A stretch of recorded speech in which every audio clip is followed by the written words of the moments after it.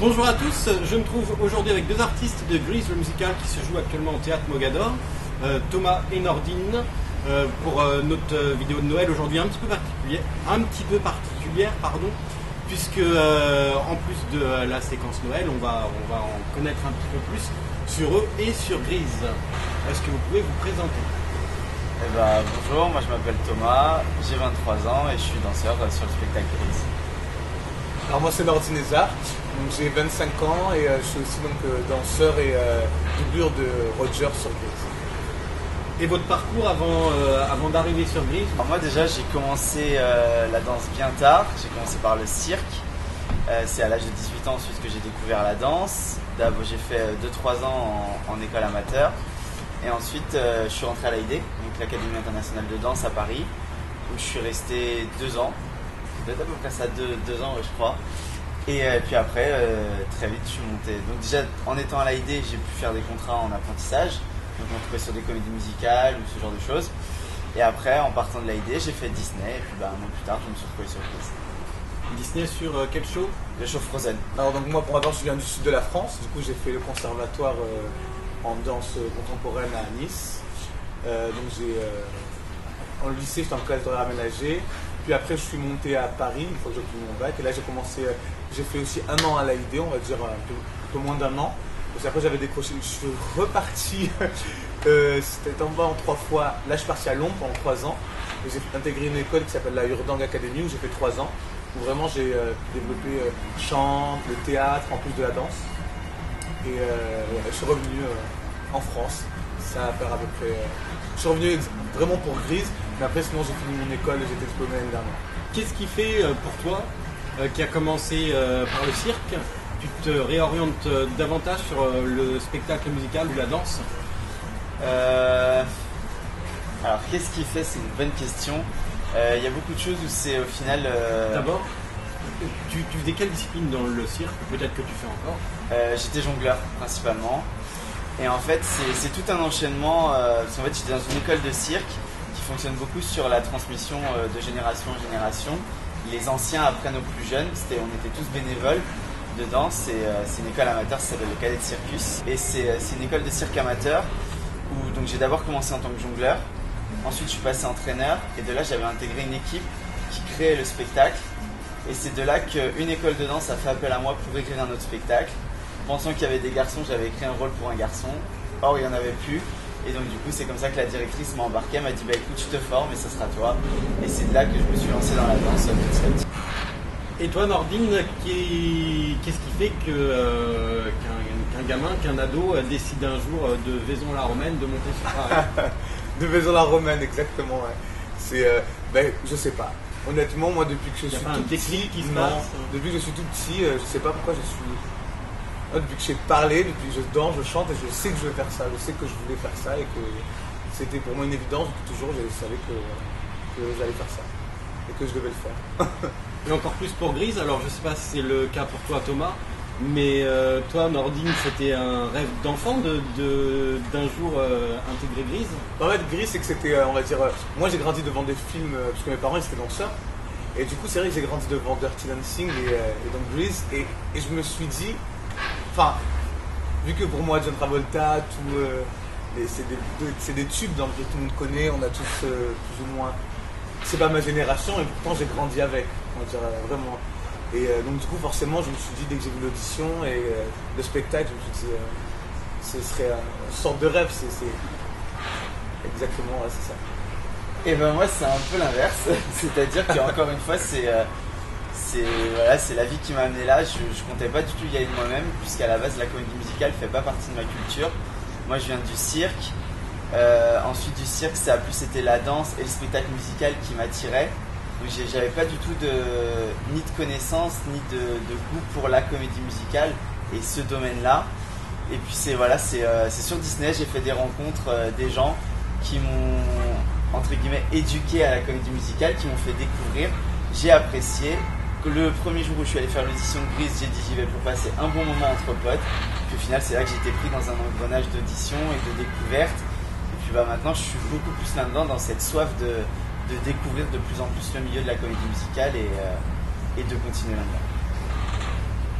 comment vous expliquez, là on est à 3 mois de la première, comment vous expliquez qu'un spectacle, comme tu disais, qui est pas de notre génération, continue à faire venir les gens, le théâtre est rempli tous les soirs, et il y a de toutes les générations qui sont présentes. Pourquoi ce succès? Moi je pense que le succès en fait, parfois il s'explique pas. C'est-à-dire c'est comme aujourd'hui, je vais faire ça grossièrement, mais c'est comme par exemple Michael Jackson. On prend mon père, moi et même mon tout petit frère, parce qu'on a quand même presque 10 ans d'écart. Il y a des choses qui sont intergénérationnelles et qu'on adore. Ça traverse comme ça les générations et ça s'explique pas. Et je pense que Grise aussi, c'est quelque chose qui se démode quand on arrive. On peut le mettre. Enfin, Stage l'a remis au bout du jour quand même, il a essayé quand même de moderniser, en respectant l'histoire et en respectant tout ce qui l'entoure. Mais c'est vrai que les chansons, il y a des chansons comme ça qui, dès qu'elles passent, on les connaît. On les connaît, voilà. Et non, je pense que c'est ça, c'est le succès, parfois ça s'explique pas. Je pense que Grise, le fait que, en plus en ce moment, on est beaucoup de gens, on a besoin de joie, de bonheur, on a envie on est tous à la recherche de ça. Et le fait de voir tout le temps des sourires sur scène, des couleurs, tout ça rassemblé, une bonne humeur, une bonne équipe, de l'énergie, forcément ça donne la pêche et on se sent un peu ressourcé, enfin on se sent péchu, vivant. Oui, il a raison et c'est exactement plus ce que le public nous dit à la sortie quand ils prennent le temps de venir nous voir. C'est qu'ils ont passé un super bon moment, ils ont dansé, ils ont chanté. On va dire que les générations les plus anciennes vont nous dire que ça leur a rappelé leur jeunesse, ça leur a révoqué des souvenirs, des choses comme ça. Les plus jeunes, ils vont retenir le côté dynamique, énergique, un spectacle qui donne envie de bouger. Et ouais, c'est vraiment cette bonne humeur qui se dégage du spectacle et qui parle à tout le monde. Vous venez de le dire, le succès ça ne s'explique pas, quelle que soit la génération du spectacle. Malgré tout, on voit en ce moment que les spectacles qui s'attaquent à des monuments sont ceux qui fonctionnent le mieux. Parmi ceux-là, il y a Grise bien sûr, mais on a vu aussi Dirty Dancing, West Side Story ou Resist, alors que les créations ont du mal à percer. Une explication aussi là-dessus? Peut-être tout simplement parce que je pense que là ça vient aussi de la culture et de l'éducation qu'on a peut-être en France, où on est moins sensible à ce genre d'art, contrairement à d'autres pays comme l'Angleterre ou les États-Unis, qui eux ça fait vraiment partie de leur culture, que ce soit dans leur cursus scolaire ou des choses comme ça, c'est vraiment quelque chose qui est intégré. Mais c'est plus quelque chose où on doit faire une démarche de se dire on va avoir un spectacle, on se cultive à partir de ça.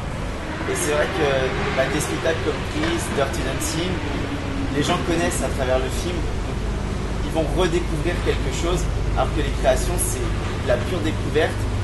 Et oui, du coup, moi, je pense que les Français, on est beaucoup plus nostalgiques, et donc du coup, par ce fait, les gens qui connaissent les grands classiques, les films, ont vraiment envie de retrouver ça et puis de transmettre du coup à leurs enfants. Donc, du coup, on ramène les enfants au théâtre pour leur faire voir ce que papa et maman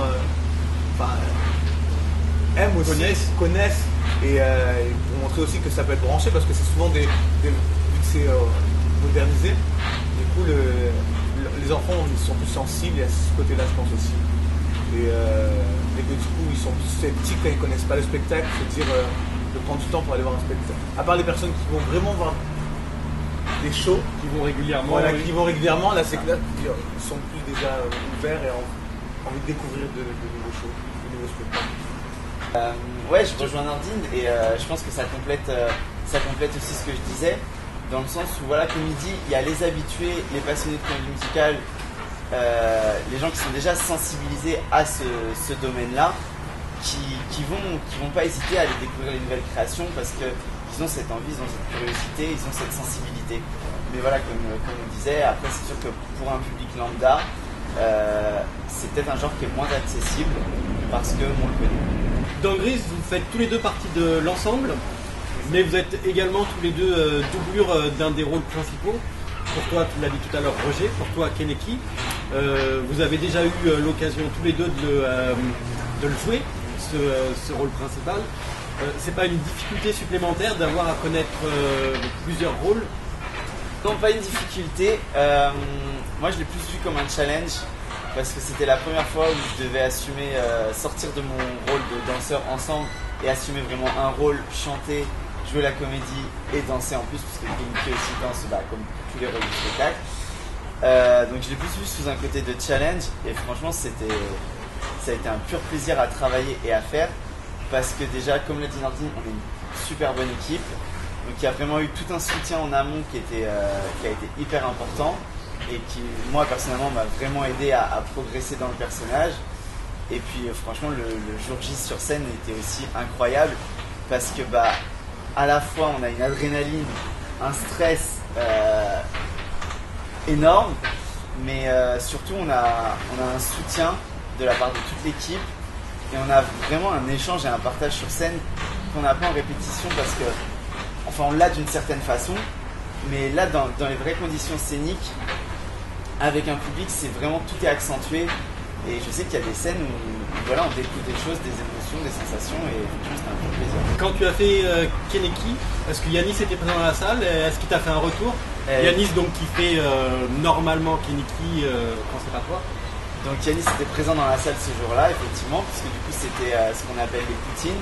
C'est-à-dire que la doublure fait son caractère sur scène et observé, on va dire, par le titulaire qui est dans le public. Franchement, Yanis, comme depuis le début des répétitions, il a été vraiment, il m'a beaucoup soutenu aussi et beaucoup encouragé. Et voilà, donc après en termes de retour, c'était du positif et franchement, c'était cool ce que tu as fait. Et c'était du début à la fin, c'était du soutien hyper bénéfique et très positif. Est-ce que tu as eu le même ressenti pour le rôle de Roger? Oui, alors oui. J'ai exactement le même ressenti, comme on se répète un peu, mais c'est vrai que l'équipe, on est super soudés, on se soutient, et c'est le cas même entre titulaire et doublure. Donc du coup, dès que... Par contre, moi c'était différent. J'ai pas eu de ma poutine qui avait été programmée. Malheureusement, voilà, mon titulaire était Roger, donc Jérémy était malade, celui qui détient le rôle titulaire. Du coup, j'ai dû le faire un peu plus tôt que prévu, mais j'ai été aussi soutenu par toute l'équipe, en partant des techniciens au metteur en scène. Vraiment tout le monde est là, c'est-à-dire que toutes les personnes qui sont là pour le show, ils soutiennent quoi. Et on se sent porté, forcément c'est un challenge. Non, franchement, moi c'était la première fois que je jouais vraiment la comédie sur scène. J'avais déjà chanté parce que sur un Cuba Libre un petit peu quand même. Non, j'avais pas de texte sur un Cuba Libre. Il n'y avait pas de texte. Non. Je chante, je danse, mais la comédie, on va dire que c'était ma première fois sur scène en tant que comédien. Pour tous les deux, c'est la première fois que vous jouez pour le Théâtre Mogador, pour Stage Entertainment. Qu'est-ce qui fait qu'on a envie d'y revenir? C'est pas encore votre cas, peut-être que ça vous traverse déjà l'esprit, mais il y a beaucoup d'artistes qui ont joué dans un show à Mogador et qui après reviennent sur d'autres productions. C'est le cas d'Alexis Loiseau, c'est le cas d'Emmanuel, et puis Yanis et beaucoup d'autres encore. Alors, le fait de revenir, c'est ça en fait, c'est que c'est toute l'équipe, même créative, est super. C'est très professionnel, c'est un show de qualité, c'est pour ça que toute personne, je pense, qui rêve de faire la comédie musicale, rêve aussi de travailler un jour à Mogador en France, au Théâtre Mogador. Je parle bien sûr des artistes français, mais peut-être à l'étranger, mais je peux pas. Voilà. Mais c'est vrai que c'est la qualité, c'est toujours un challenge, c'est des super beaux shows, c'est stage. Oui, c'est vraiment des shows de qualité. Et ça, c'est l'aspect qui ressort le plus. C'est cette réputation qu'a le Théâtre Mogador. C'est la qualité, c'est le prestige. Et puis voilà, c'est aussi, comme disait Nordine, il y a cette équipe créative, mais si chaque spectacle, l'équipe est différente. Donc c'est aussi découvrir des nouvelles choses, des nouveaux genres musicaux, des spectacles différents, aussi différents les uns que les autres, mais toujours avec cette même qualité à chaque fois dans ce théâtre. Après 3 mois depuis le lancement de Grise, comment on fait pour ne pas tomber dans la routine de faire le même show chaque soir? Ah oui, alors ça c'est... Je te vois rigoler. C'est une question que je pense que oui, beaucoup de personnes se posent, mais il faut savoir que chaque show qu'on fait, mais vraiment même lorsqu'on fait des doublons le samedi, est différent. C'est-à-dire que chaque fois, c'est un public différent et on arrive je pense que ça se fait aussi pour beaucoup de monde, c'est naturel. Forcément, parfois, on est un peu fatigué ou on se dit, mais le fait, enfin moi, ce que ça me fait, quand j'arrive sur scène, même si dans les coulisses, je me dis, bon, allez, on y va. Par exemple, un jour où je suis fatigué parce que je sais que ça va faire déjà 3. Au bout de 6 mois, peut-être, mais quand j'arrive sur scène, bah, pour moi, j'ai l'impression que je refais le show pour la première fois. Je peux pas, je m'en lasse pas parce que c'est vraiment différent. Même quand une doublure joue, on va dire, on n'a pas fait le spectacle depuis le début à aujourd'hui pendant 3 mois non-stop, exactement le même. Comme je disais, d'autres artistes même sur le spectacle. On jouait les doublures, ça changeait, donc il y a déjà ça, cet aspect-là, et le fait que l'énergie du public tous les soirs aussi est différente. Et du coup, nous transmet à nous l'énergie, donc c'est jamais le même spectacle. On va pas. Non, je rigolais tout à l'heure parce que c'est vrai que c'est une question qu'on nous pose souvent, et des fois on hésite un peu à répondre, à se dire que oui, c'est vrai que des fois c'est quand même une routine qui s'installe, et c'est vrai que des fois on n'a pas toujours envie non plus de monter et de faire le show, mais alors, comme dit Nordine, il y a un truc qui est vrai, c'est que des fois jusqu'à la dernière minute, on peut se dire bon allez, on se motive de faire le show, et en fait à partir du moment où la musique elle part et que le show commence, et on rentre direct dans une autre énergie, on retrouve cette équipe, on laisse notre vie de côté, on sait qu'on défend un spectacle, on défend une histoire, et du coup en fait c'est ça qui prend véritablement le dessus, et comme je disais aussi tout à l'heure, chaque spectacle est différent. Parce que ce soit nous dans les petites figurations qu'on fait derrière, dans les chorégraphies ou même les rôles aussi dans leurs répliques, il y a toujours quelque chose qui change d'un soir à l'autre. Donc du coup tout prend une autre dimension, et même si on raconte toujours la même histoire, la façon dont on va la raconter va être différente d'un show sur l'autre. Et c'est ça qui fait qu'au final, même si des fois on y va un petit peu plus à reculons que d'autres jours, au final une fois qu'on est sur scène, on fait ce qu'on aime, et ça, du coup, ça empêche toute monotonie, et c'est ça qui fait qu'on prend plaisir à faire aussi. On se fait un peu habiter, du coup, c'est le côté artistique, je pense, qui revient. Et ce que vous ne savez pas et que je peux vous dire, c'est que pendant les répétitions, même en tant qu'ensemble, on a eu la chance, donc, encore une fois, de travailler avec une super bonne équipe créative qui nous a dit lors de l'ensemble, vous n'êtes pas l'ensemble, en fait.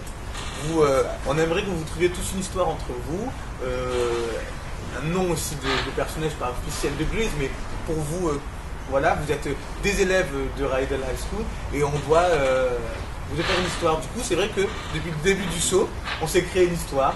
C'est-à-dire que si on prête attention à l'ensemble, aux étudiants, on va dire même aux lycéens de Rydell, on a notre histoire derrière. Donc c'est tous les petits détails qui font que pour nous, ça accentue moins le fait que ce soit monotone. Pas monotone, routinier. C'est ça, exactement. Et qu'est-ce que vous proposez comme cadeau pour nos auditeurs, ceux qui nous regardent? L'un d'entre eux va pouvoir gagner, remporter quoi? Alors, l'un d'entre eux va pouvoir remporter une affiche dédicacée de tous les artistes du spectacle Grease. Et on vous souhaite un joyeux Noël et de bonnes fêtes. Je rappelle le principe pour tenter de remporter cette affiche dédicacée. Il vous suffit de mettre en commentaire pourquoi vous méritez plus qu'un autre ou plus qu'une autre de remporter l'affiche. Et également de vous abonner à la page YouTube ou à la page Facebook. Bon Noël à tous. Et on remercie Off Paris Seine, l'hôtel flottant sur la Seine, de nous avoir accueillis aujourd'hui pour cette interview.